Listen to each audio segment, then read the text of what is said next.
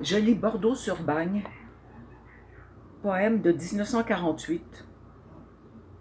l'année de la publication de Refus Global. Le poème comporte 4 parties, je ferai une pause entre chacune des parties. Les mots, comme des caillots de sang dans la gorge, les mots jetés à pleine figure, les mots crachats, les cris qui sourdent des rochers du silence, ces mutismes de silex éclatés tout à coup en paraboles de fusée, la haine et l'amour vomis d'un seul vomissement, tout l'inexprimable point levé vers la menace en porte-à-faux, sur la tête de la foule, et l'homme international surgit du miroir ardent, d'un prolétaire soudé à la terre, au marteau, à la mine, aux galeries débouchant sur le sel j'aime. L'oiseau délivrance joue de l'aile, dans l'œil des bagnards, les désirs prolongent leur rail jusqu'à Sarajevo, où 200 000 piques chantent d'un même rythme. Il faut que la révolte soit le pain de tous les emmurés de Bordeaux-sur-Bagne, de tous les éculés du devoir quotidien, de tous les éclaboussés des trottoirs planétaires, de tous les marcheurs de la faim de midi à 14 heures, de tous les marcheurs qui parlent comme ils marchent, de tous les appendices de machines au cœur centrifuge, de tous ceux qui ne parlent pas pour parler, mais pour gueuler,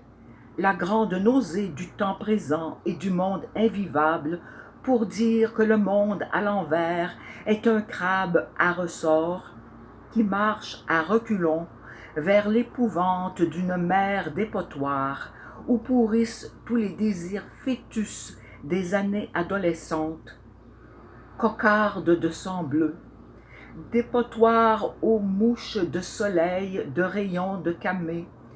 de bibelots fêlés aux étoiles de mer à tentacules montés sur une épingle seringue à sérum contre la tuberculose à cause des virus des grandes profondeurs. Et l'homme n'a pour se regarder que des miroirs détamés. Il voudrait tout foutre en l'air, la torpeur, le tramway au troupeau macéré, dans la fatigue uniforme des journées de sable fin, le sale type, le poing, la table, l'horloge à poinçonner les papillons des heures, les salopettes couvertes de la céreuse de l'ennui, et tout le bazar avec. Peuple de la semaine des 3 jeudis maigres et des vendredis saints, peuple moutonnant,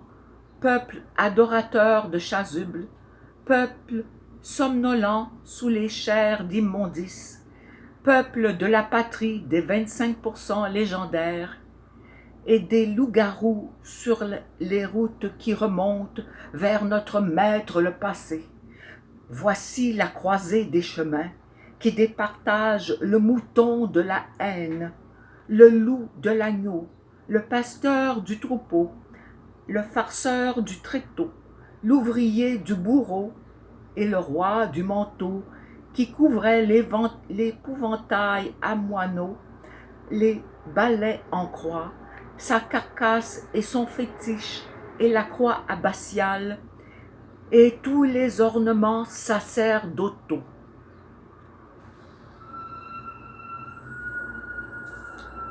Ils chantaient tous cette chanson. Il était une bergère, et rond, rond, rond, petit patapon. Il était une bergère qui gardait ses moutons. Mais les moutons n'ont plus de laine. Mirlon, tonton, mirlon, tontaine. On les a tant tondus,